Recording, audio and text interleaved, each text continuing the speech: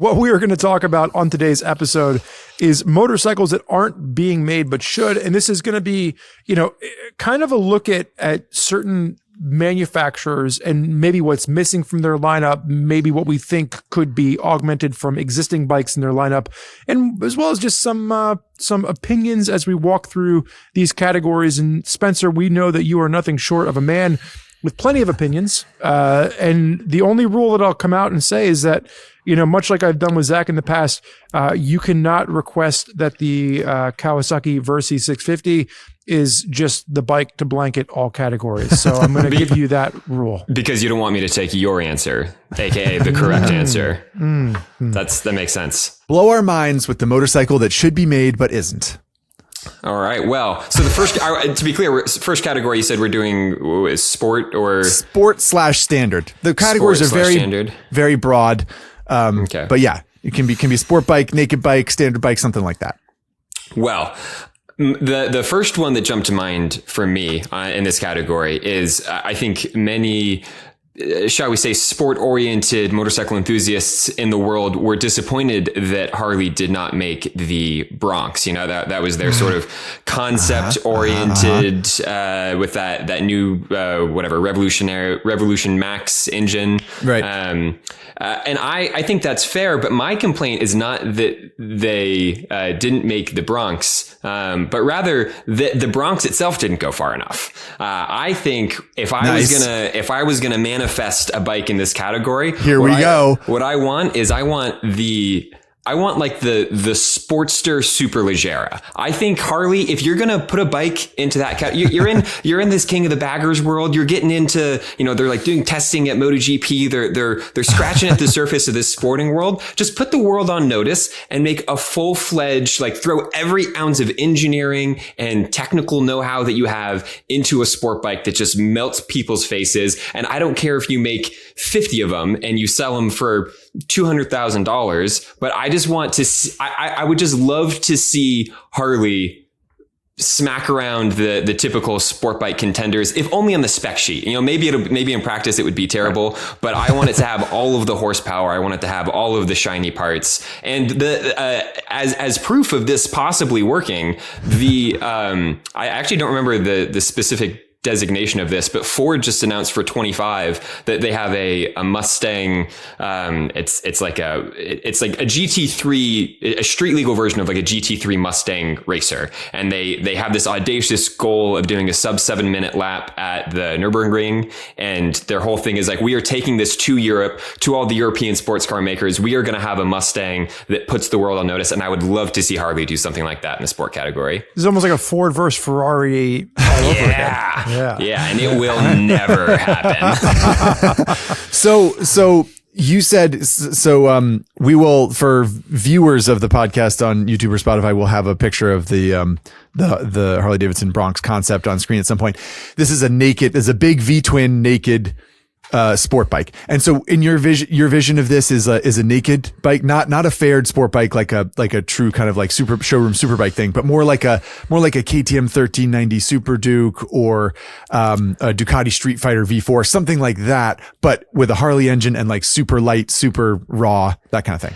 Yeah, I mean, ultimately I'm realistic, and I know the sport bike is not going to happen, so I will settle for the completely audacious sort of sport naked. I think Street Fighter sort of equivalent from Harley would be awesome. And I feel like they often get so close to it and you're like, oh man, if only you had, that Sportster S they have. I mean, that engine is ripping and there are all these little elements where you're like, oh, but then you put your feet still in front of your body and you're sitting on your tailbone and the thing still weighs too much. And but they have the technical know-how to do it. And I think we are all aware of that. And it would just be awesome for them to shut up a bunch of, silly motorcycle podcasters. Haters. Yeah, exactly. And just actually do the thing.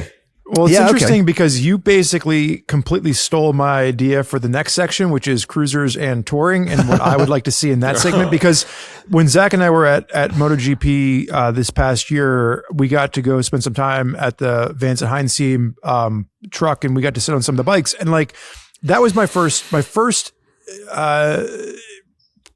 thought that went through my head when I'm sitting on this bike was, I like the controls being like, I like rear sets. I like the fact that it's a tall seat.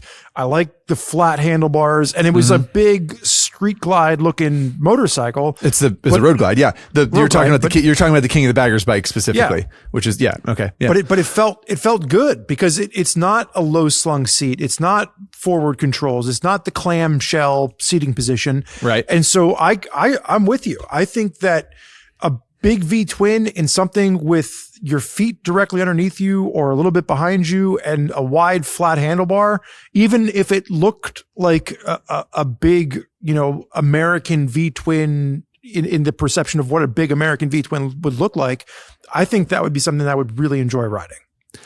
Maybe not on a racetrack, but it'd be fun.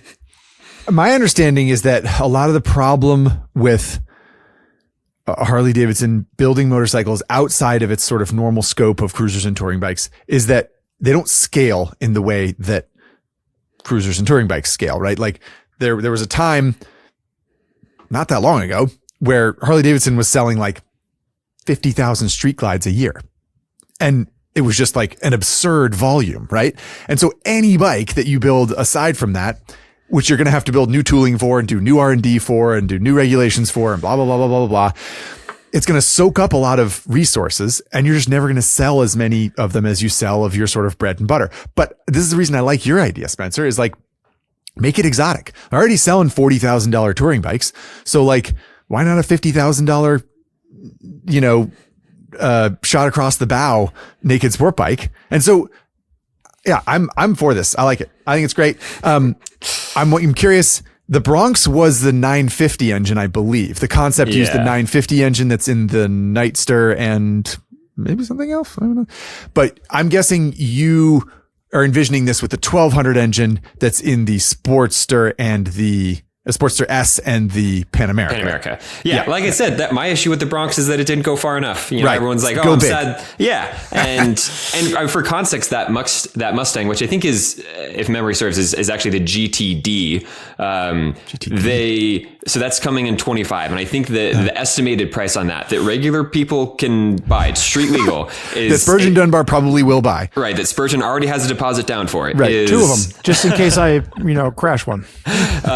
They're like $300,000 or $350,000. This is you're talking about over $250,000 for a production Ford Mustang. And I feel like if Ford can do that, then Harley can put together some ridiculous over the top Capital USA sport bike type thing. And, and I think they would sell them. And I think it's to your point, it doesn't scale. It's not, this isn't a business model that is going to lead to like, oh, that's our new identity. But I don't know, like you get people excited, you get people talking and you get people that maybe have doubted what that brand is capable of doing, eating their words a little bit and saying, oh yeah, they do have that engineering know-how to do something super impressive. So I know this isn't exactly what you're talking about, but I think it is important to note that in March of 2023, which at the time of recording this is about a year and a half ago, Indian came out and offered up for sale, I think it was 29 opportunities to buy a King of the Baggers edition Indian. The price tag on it was $92,229. Right. And it was pretty much a Indian King of the Baggers race bike. An Indian Challenger. Mm-hmm. And remind me, is this a track only bike or it's a street legal? So that was I think the biggest problem with this particular motorcycle was that it was track only. So it was somebody that was going to buy it and only use it at a racetrack. Presumably they're going to buy it and just put it in a collection somewhere and actually never actually ride it. But to Spenser's point is that if you took this same concept and you were able to put a license plate on it, like it would be kind of a cool bike if you had an extra $90,000 over it.